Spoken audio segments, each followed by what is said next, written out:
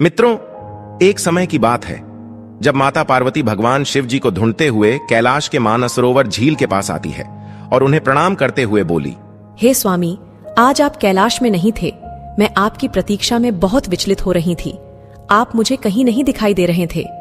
हे प्राणनाथ, आप मुझे कोई ऐसा वरदान दे कि मैं सदैव आपके साथ रहूंगी और जब भी मुझे आपकी याद आए तो मैं स्वयं वहां पर अपनी दिव्य शक्ति से उपस्थित रहूं।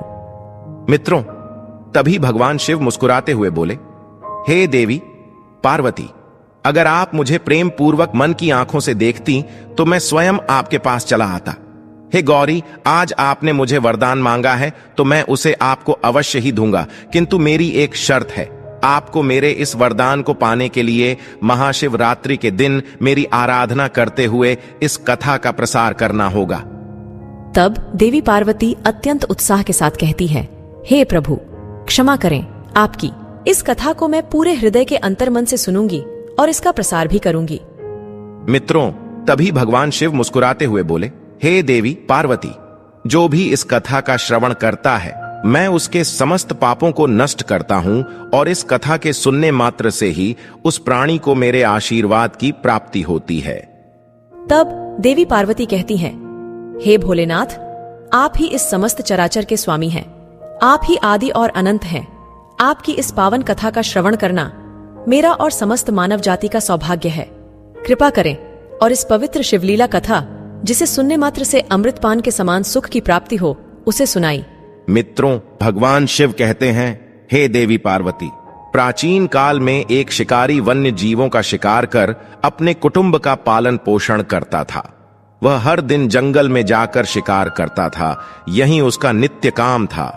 इसे करते करते वह अत्यंत पापी, निर्दयी और निष्ठुर बन चुका था। मानो जैसे कि वह जंगली बाघ की भांति जंगली जानवरों को मार कर खाता था। उसके पाप बहुत बढ़ चुके थे। फिर एक दिन की बात है, वह जंगल में शिकार के लिए निकला, किंतु दिन भर भाग दौड़ करने पर भी उसे कोई शिकार प्राप्त न हुआ। वह भूख प्यास से व्याकुल होने लगा और शिकार की तलाश में चलते चलते वह एक तालाब के किनारे बेल वृक्ष पर चढ़कर अपना पड़ाव बनाने लगा। मित्रों, उसी बेल वृक्ष के नीचे एक शिवलिंग था जो बिल्व पत्रों से ढका हुआ था और शिकारी इस बात से बिल्कुल अनजान था।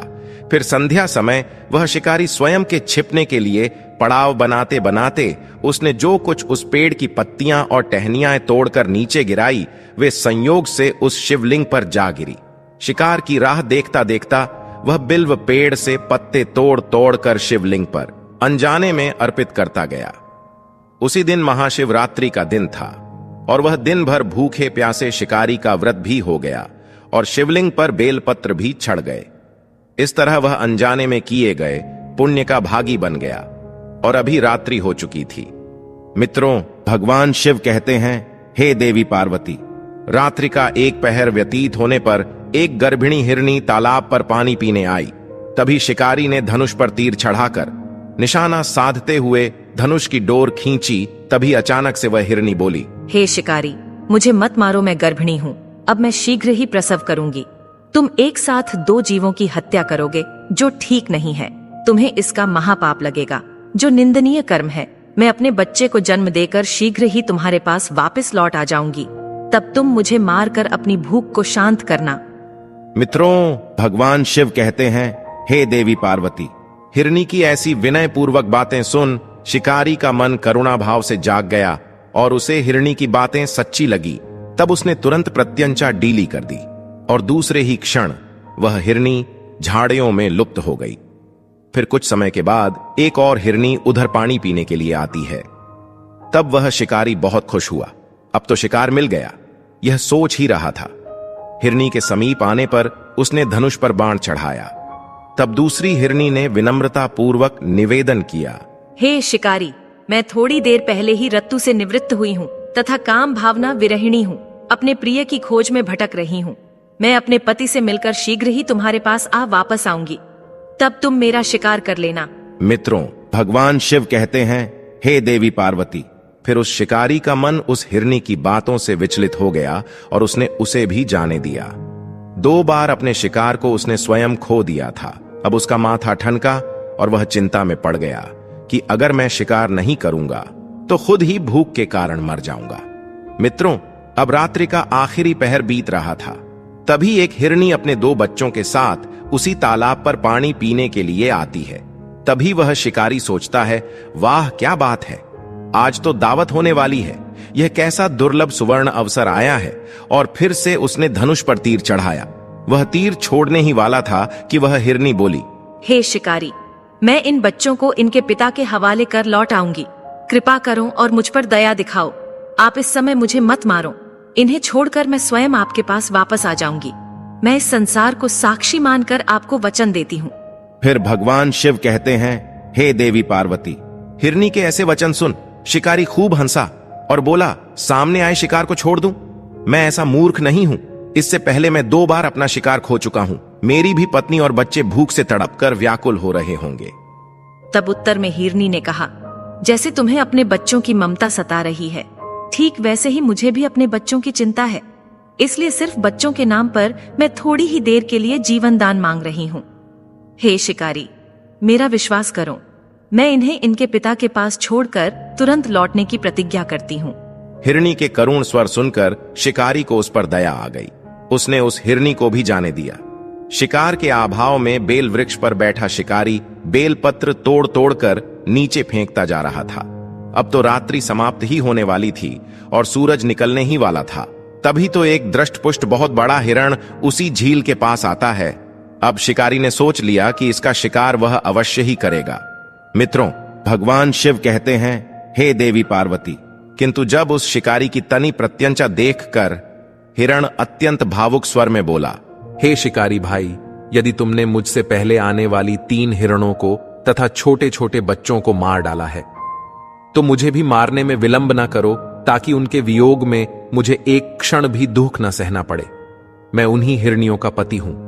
यदि तुमने उन्हें जीवन दान दिया है, तो मुझे भी कुछ क्षण जीवन दान देने की कृपा करो। मैं उनसे मिलकर तुम्हारे सामने उपस्थित हो जाऊंगा। यह मेरा वचन है।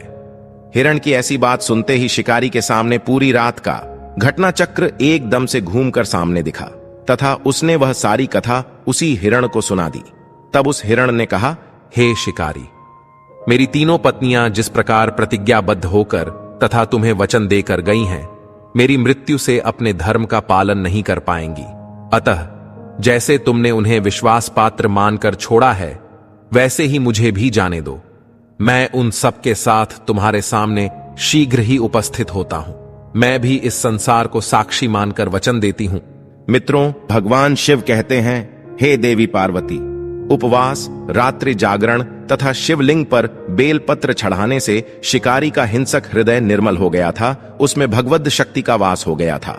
धनुष तथा बाण उसके हाथ से सहज ही छूट गए। भगवान शिव की अनुकंपा से उसका हिंसक हृदय कारुणिक भावों से भर गया। वह अपने अतीत के कर्मों को याद करके पश्चाताप की ज्वाला में जलने लगा। मित्रों, भगवान शिव कहते हैं, हे देवी पार्वती, थोड़ी ही देर बाद वह हिरण सह परिवार के साथ शिकारी के सामने उपस्थित हो गया ताकि वह उनका शिकार कर सके। किंतु जंगली पशुओं की ऐसी सत्यता, सात्विकता एवं सामूहिक प्रेम भावना देखकर शिकारी को बड़ी ग्लानि हुई।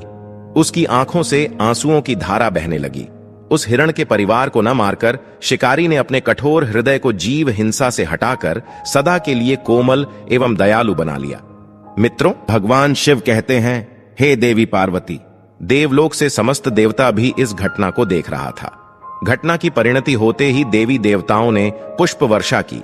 उसी समय स्वर्ग से एक दिव्य विमान उस जंगल में उतरता है और वे सभी शिकारी तथा हिरण का परिवार उस दिव्य विमान में देवताओं के साथ बैठकर मोक्ष को प्राप्त हो जाते हैं।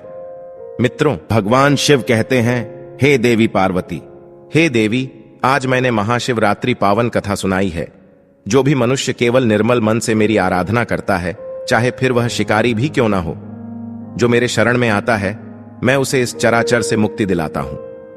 हे गौरी, जो भी मनुष्य इस महाशिवरात्रि के दिन इस कथा का श्रवण करता है, उपवास करता है तथा निर्मल मन से पूजा पाठ करता है, मेरी कृपा दृष्टि सदैव उसके साथ रहती है।